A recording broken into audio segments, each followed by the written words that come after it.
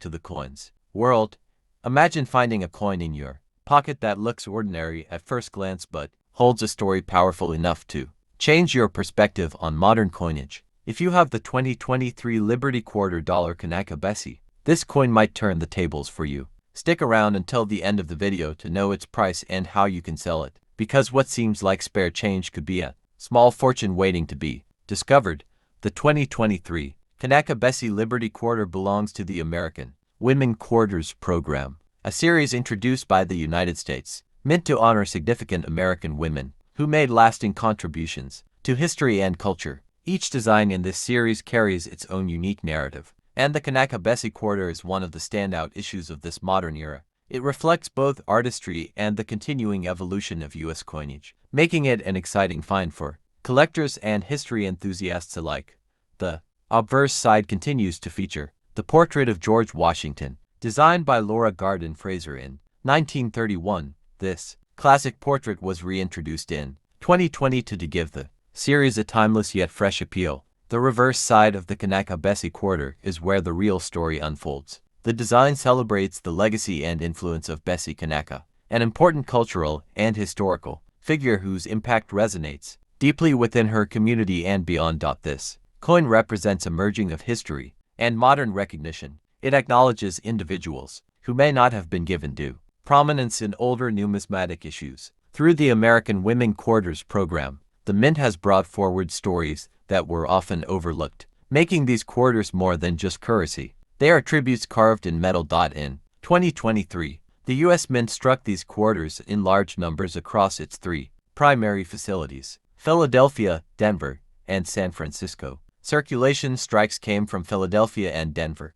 while proof and collector quality strikes were issued from San Francisco. Each mint mark, found on the obverse, plays a role in determining collectability and market value for collectors. The 2023 Kanaka Bessie Quarter holds particular appeal because it represents a blend of contemporary, vintage and cultural storytelling. High-grade coins with sharp details and full mint luster are already being preserved by collectors and grading companies. Proof and silver-proof editions, with their mirror-like surfaces and finely detailed strikes, add an extra layer of desirability. Error varieties are another reason this coin has drawn attention. Modern quarters, despite advanced minting technology, still sometimes feature striking anomalies such as die chips, doubled dies, misalignments, or planchet errors. These mistakes transform ordinary coins into sought-after collectibles, often increasing their value significantly, depending on rarity and condition. The Kanaka Bessie Quarter has also gained traction. It might just change the way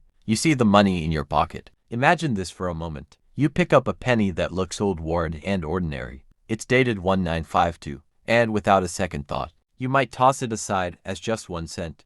But what if I told you that this very coin, the 1952 Liberty wheat penny, could turn the tables for you? That's right. Behind its humble face value lies a long history, fascinating details, and a potential market worth that could surprise you. Stick with me until the end of this video, because that's where I'll reveal how much this coin is worth according to eBay, online platforms, and auctions.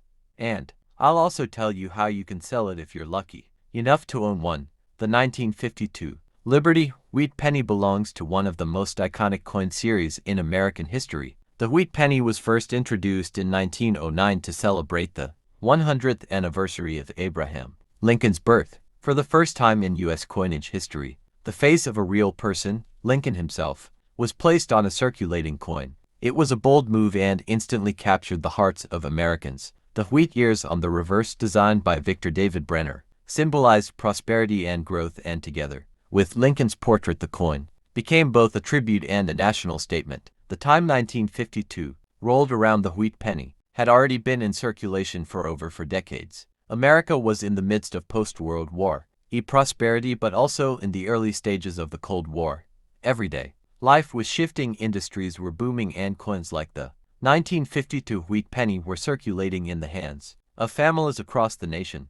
The coin was struck in bronze, consisting of 95% copper and small amounts of tin and zinc. This rich copper composition is one of the reasons collectors love these coins so much. Over time, the copper develops a natural patina, and in some cases mint state coins shine with an incredible red luster that collectors are always chasing. The Philadelphia Mint, the Denver Mint, and the San Francisco Mint all produced the 1952 wheat penny. The ones from Philadelphia carry no mint mark, while Denver coins are marked with a D, and San Francisco coins with an S. Each mint had large outputs, but the condition of surviving coins makes all the difference today. At first glance you might think the 1952 penny is common, but scarcity comes into play. When you look for higher grades, circulated examples are everywhere, but coins in pristine uncirculated condition, especially those graded MS65 or higher, are far less common. These are the coins that truly stand out in the marketplace. Another fascinating point is that the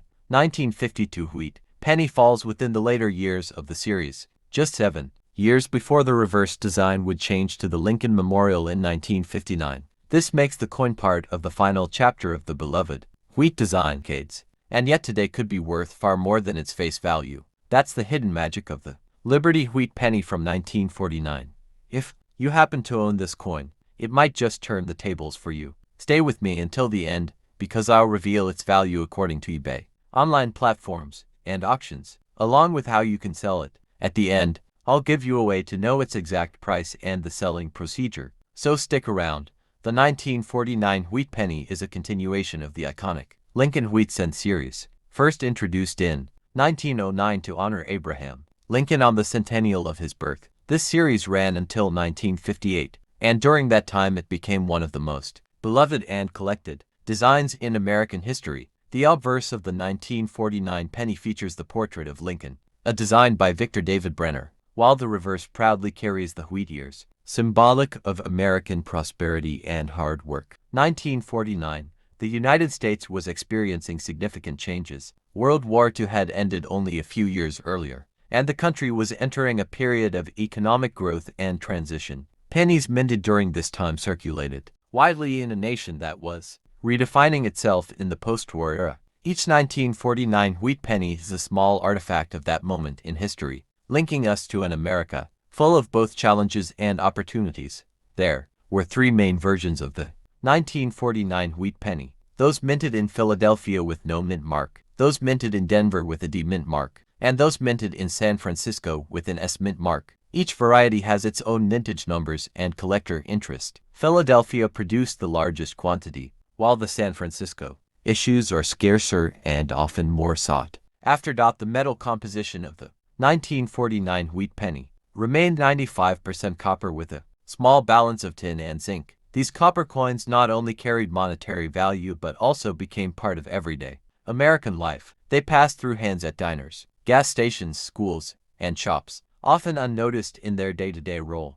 Today, the story is different. Collectors and sellers look at these coins with a sharp eye, focusing on details such as mint marks, condition, and even errors. For example, 1949 pennies with strong mint luster, sharp details, or doubling errors are far more valuable than ordinary worn pieces. On eBay and other online platforms, a circulated 1949 penny might sell for as little. We're traveling back to the year 1940 to uncover the fascinating story behind the Liberty 5-cent coin, also known as the Jefferson nickel. At first glance, this coin might seem like just another everyday nickel, but its place in American history and numismatics is far more significant than many realize. The year 1940 was a time when the United States was on the brink of monumental change. While the nation had not yet entered World War II, the effects of the global conflict were being felt strongly. The American economy was recovering from the Great Depression, and industries were shifting gears to support war efforts abroad. This changing landscape influenced not only politics and economics but also the country's coinage. The Liberty 5-cent coin of 1940 features the enduring portrait of Thomas Jefferson, America's 3rd president and the principal author of the Declaration of Independence. The design was introduced in 1938, replacing the long-running Buffalo nickel series, created by artist Felix Schlag. The Jefferson nickel represented a more classical and architectural vision of American identity.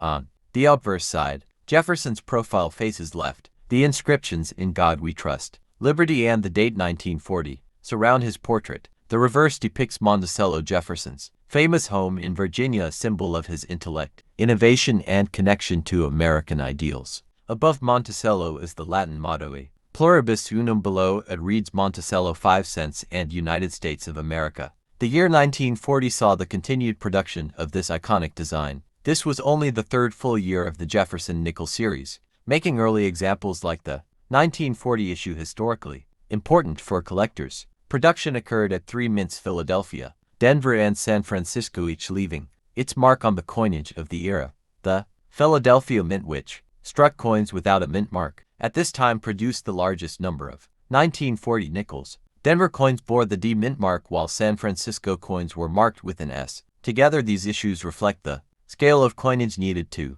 support a growing economy still recovering from economic hardship. In total, more than 176 million Jefferson nickels were struck in 1940. Philadelphia produced approximately 176,485,000 coins. Denver struck around 43,540,000, and San Francisco contributed about 39,690,000. These numbers show the massive demand for coinage in daily transactions as the economy regained momentum. What makes the 1940 nickel especially fascinating is its position at the crossroads between peacetime coinage and the dramatic changes that would come during World War II. Just 2 years later, in 1942, the U.S. Mint would alter the composition of the nickel, removing most of the nickel metal and introducing the famous silver wartime nickels to conserve materials for the war effort. The 1940 Liberty 5-cent coins were still made from the original composition of 75. We are going back in time to explore the incredible history of the 1941 Liberty wheat penny. This coin is more than just a small copper piece. It is a window into the world of the early 1940s, carrying stories of economic resilience, wartime change, and numismatic intrigue. By the end of this video, you'll see why this coin holds a special place in the hearts of collectors and historians alike.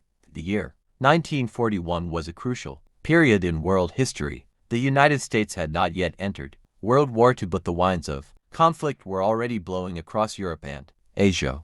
While the U.S. was focused on recovery from the Great Depression, it was also preparing for the possibility of entering the global conflict. Against this tense backdrop, the U.S. Mint continued its steady production of the beloved Lincoln wheat penny. The Lincoln wheat penny had been introduced in 1909 to celebrate the 100th anniversary of Abraham Lincoln's birth. Its obverse features Victor David Brenner's famous portrait of Lincoln, which was the first time a real person appeared on a circulating U.S. coin. The reverse, with its 2 wheat stalks flanking the words 1 cent, became an iconic symbol of American coinage for half a century. By 1941, this design was already deeply familiar to the public. In 1941, the penny was struck in 3 locations: Philadelphia, Denver, and San Francisco. Each mint produced millions of coins to meet the country's demand for currency. The Philadelphia Mint, which did not use a mint mark, struck the largest number. Denver coins carried a small D below the date, while San Francisco coins bore an S. Together, these 3 mints produced more than 1.1 billion pennies in that single year, an enormous figure that reflected a growing and active economy. The composition of the 1941 wheat penny was 95% copper and 5% tin and zinc. This alloy gave the coin its characteristic reddish-brown tone when freshly minted, which over time oxidizes to a deeper brown. This traditional composition had been in use since 1909,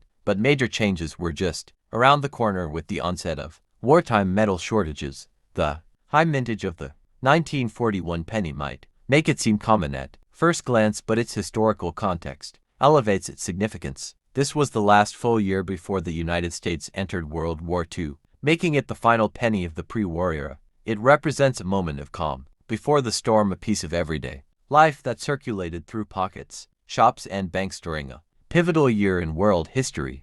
One fascinating aspect of 1941 pennies is their role in wartime preparations. The U.S. Mint ramped up coin production in anticipation of increased economic activity, especially in defense industries. As factories expanded and workers filled new jobs, the demand for coins in everyday transactions grew rapidly. The 1941 penny became a quiet participant in this economic mobilization. The sheer number of coins produced also means today we're diving into the fascinating story of one of the most iconic coins from the mid-20th century, the 1960 United States 5-cent coin, also known as the Jefferson nickel. This little piece of metal may seem ordinary, but hidden within its design, minting history, and varieties lies a tale of craftsmanship, change, and hidden value that will absolutely surprise you. So sit tight, coin lovers, this is one story you don't want to miss. The 5-cent coin as we know it today was first introduced in 1938, replacing the famous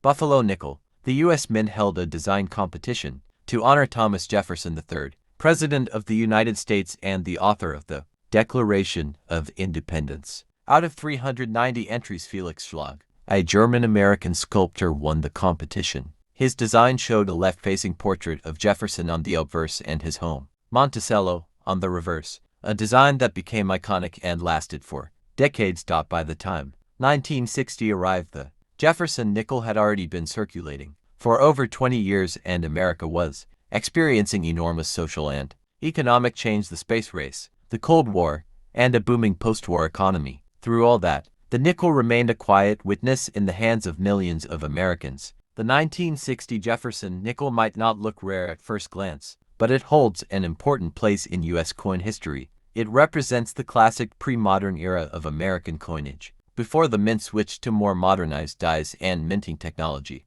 Each 1960 nickel is made of 75% copper and 25% nickel, weighing 5 grams and measuring 21.2 millimeters in diameter. That simple yet enduring alloy composition gives the coin its silvery tone, strong, durable, and resistant to corrosion, just like Jefferson's legacy. Look closely at the obverse. Jefferson's stern yet thoughtful face reflects leadership and vision. Above him are the words, "In God we trust," and to the left, liberty, followed by the date 1960. On the reverse, the Monticello building stands proudly in the center with the inscriptions E Pluribus Unum above, and below it the words Monticello 5 cents and United States of America. Every fine line from Jefferson's cheek to the pillars of Monticello tells the story of America's dedication to freedom and progress. The 1960 Jefferson nickel was struck at 3 different mints: Philadelphia No Mint Mark, Denver D, San Francisco S. Each mint had its unique, striking characteristics. The Denver Mint produced the largest number of 1960 nickels, while